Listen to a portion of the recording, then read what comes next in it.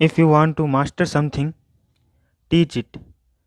अगर आप किसी फील्ड में मास्टर बनना चाहते हैं तो उसे समझाइए। जी हाँ दोस्तों, ये कहना है महान वैज्ञानिक नोबेल प्राइज़ विजेता रिचर्ड फिनमैन का। ये अपनी सदी के महानतम वैज्ञानिक थे और ना ही इन्होंने क्वांटम फिजिक्स में, विज्ञान में अपना योगदान दिया, बल्कि इन्होंने शिक्षा के क्षेत्र में भी एक बहुत बड़ा योगदान दिया। इनकी जो टेक्निक है वो आज भी स्टूडेंट अपनी पढ़ाई में यूज़ लेते हैं। किसी टॉपिक को समझने सीखने में इनकी ये जो टेक्निक है ये बहुत कारगर साबित होती है। अगर आप जल्दी सीखना चाहते हैं और डीप सीखना चाहते हैं, जो कंसेप्ट है उसको बारीकी से परखना चाहते हैं, तो ये टेक्निक आपके लिए बेहद कारगर साबित हो सकती है। और ये जो फिनमैन थे ये एक लेक्चरर थे, ये एक शिक्षक भी थे। इसीलिए ये जो आपने इस टेक्निक की बदौलत ये इतने अच्छे से पढ़ाते थे कि इन्हें द ग्रेट एक्सप्लेनर भी कहा जाता था। ठीक है दोस्तों, तो इन्हीं की आज टेक्निक के बारे में हम अध्ययन करेंगे। ये जो 5 स्टेप्स हैं, इनको फॉलो करके हम कोई भी टॉपिक है उसे आसानी से समझ सकते हैं, सीख सकते हैं। ठीक है दोस्तों, तो आइए शुरू करते हैं। तो पहले नंबर पर क्या है? Pick and study a topic. सबसे पहले हमें एक टॉपिक लेना है। जो टॉपिक हमारे लिए सबसे ज़्यादा सर दर्द का काम करता है वो टॉपिक हमें पहले लेना है। अब उसे पढ़ना है, चाहे आप अपनी स्टडी बुक से जो टेक्स्ट बुक है उससे पढ़ सकते हैं, या फिर कोई भी इंटरनेट पर आजकल हम कोई भी उसका जो ग्राफ है वगैरह, मतलब अच्छा प्रेजेंटेशन के हिसाब से उसे पढ़ सकते हैं। ठीक है, तो सबसे पहले उसको स्टडी करना है। जो भी टॉपिक हमने चूज़ किया है उसे पूरा पढ़ लेना है। ठीक है, तो इससे क्या होगा, अपने पास इतना नॉलेज होगा कि हमारे पास सफिशिएंट डेटा होगा कि हम जो मेन बातें हैं वो हमारे पकड़ में आ जाएगी कि किस बात पे टॉपिक जो है वो चल रहा है। ठीक है, कुछ कुछ बातें आपको समझ में आएंगी। फिर क्या करना है, दूसरे स्टेप में आपको क्या करना है, राइट डाउन उसको। सबसे पहले तो आपने जो टॉपिक लिया है, जैसे ये देखिए यहाँ पे फिनमैन टेक्निक, ये मैंने जो टॉपिक लिखा है आज का, यही हमारा टॉपिक है, इसी पे हम बात कर रहे हैं। तो इसी तरह आपको क्या करना है, टॉपिक सबसे पहले एक वाइट पेज के ऊपर लिख लेना है। फिर उसके बाद आपने जो भी उसमें पढ़ा था, समझा था, उसको पूरा उतार लेना है, जितना भी। यह नहीं कि किताब में से देख कर उतार दो, उसे जितना आपने समझा है उतना आप उसे पेपर पे उतार लेना। ठीक है, तो इससे क्या होगा, आप जिस भाषा में लिखोगे वो किताब से थोड़ी सरल होनी चाहिए। आप किताब में क्या है कि थोड़ी भाषा डिफ़िकल्ट होती है, आपकी भाषा जो है वो सरल होनी चाहिए। ठीक है, जितना आपको ज्ञान हो, जितना आपको याद हो, उतना आप लिख लेना। फिर उसके बाद थर्ड स्टेप क्या है, एक्सप्लेन द टॉपिक समवन। फिर क्या करना है आपको, वो जो टॉपिक आपने पढ़ा है उसको किसी को समझाना है।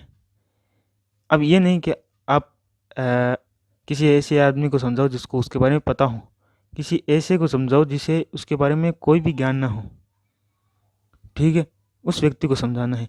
अब क्या होगा कि जब हम किसी चीज़ को समझाते हैं, क्योंकि लोगों को समझाना आसान काम नहीं है, ये बात अगर आप अपने गुरुजन से पूछोगे तो वो बता सकते हैं आपको आसानी से, क्योंकि हर एक का माइंड एक तरह का नहीं होता। किसी के समझने का जो स्तर है वो किसी और स्तर पे होता है, और कुछ का और स्तर पे होता है। कोई अपने जो लाइफ है उससे कंपेयर करके सीखता है, तो कोई उसे अपनी इमेजिनेशन से सीखता है। तो किसी को समझाना उसके माइंड पढ़ने जैसा ही है। ठीक है, तो फिर क्या होगा, जैसे आप किसी को समझाएंगे तो वो नए नए तरह के क्वेश्चन पुटअप करेगा, तो आपके भी उससे दिमाग खुलेगा, आपकी कंसेप्ट जो है वो और बिल्ड होगी। क्या है कि वो ऐसे प्रश्न पूछेगा जो जो हमारी जो स्टडी है उससे ही बाहर हो। ठीक है दोस्तों, तो आपको क्या करना है, किसी को समझाना है। और फिर आते हैं फोर्थ स्टेप पर, आइडेंटिफाई प्रॉब्लम्स। अब क्या होगा कि आप जैसे ही किसी को समझाएंगे तो कुछ चीज़ें जो है वो आपसे छूट जाएंगी, कुछ चीज़ें आपसे छूट जाएंगी, कुछ आप भूल जाओगे, और कहीं पे अटक भी जाओगे कि ये कैसे हो गया, और सामने वाला जो क्वेश्चन भी पुटअप करेगा वहाँ पर भी आप हो सकता है अटक जाओ, समझ में ना आए।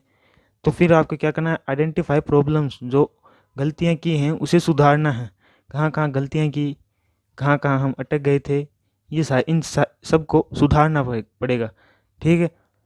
और जो शब्द आपको कठिन लगे अ, उसका जो है वो, जैसे हिंदी में अगर आप हिंदी मीडियम में हो तो उसके संधि विच्छेद करके देख सकते हो, क्योंकि क्या है कि शब्दों को तोड़कर देखते हैं तो उसका अर्थ जो है वो समझ में आ जाता है, और फिर जो अर्थ है वो किस फील्ड में किस हिसाब से इस्तेमाल किया जाता है वो भी हम समझ सकते हैं आसानी से। ठीक है। इसके बाद क्या है, सिंप्लीफाई कन्वोल्यूटेड टर्म्स। तो इसमें क्या है कि जो टर्म जो कठिन होती है, मुश्किल टर्म होती है, उसको सिंप्लीफाई करना होता है। जैसे न्यूटन का नियम क्या है, थर्ड नियम, कि प्रत्येक क्रिया का विपरीत परंतु समान प्रतिक्रिया होती है। तो अब ये जो क्रिया प्रतिक्रिया है, ये जो शब्द है, ये क्या है, मुश्किल है। तो इन्हें भी हमें क्या करना है, आसान बनाना है। अगर आप जो लेखक होते हैं, अगर उनकी भाषा देखो और एक किताब की भाषा देखो तो फ़र्क साफ नज़र आने लगता है।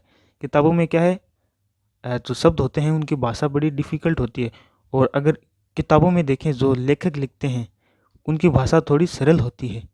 क्यों? क्योंकि वो उनके जो टर्म होते हैं ये ईजी होते हैं, जो समझने में आसानी होती है। तो हमें क्या करना है, इन्हीं को सिंप्लीफाई करना है। जैसे ये क्रिया प्रतिक्रिया, अब क्रिया क्या है, अब क्रिया को भी समझना पड़ेगा। क्रिया क्या है, किसी काम को करना या उसका घटित होना। ठीक है। तो अब समझ में आता है कि हाँ क्रिया ये है, तो क्रिया, प्रत्येक क्रिया का विपरीत परंतु समान प्रतिक्रिया भी होता है।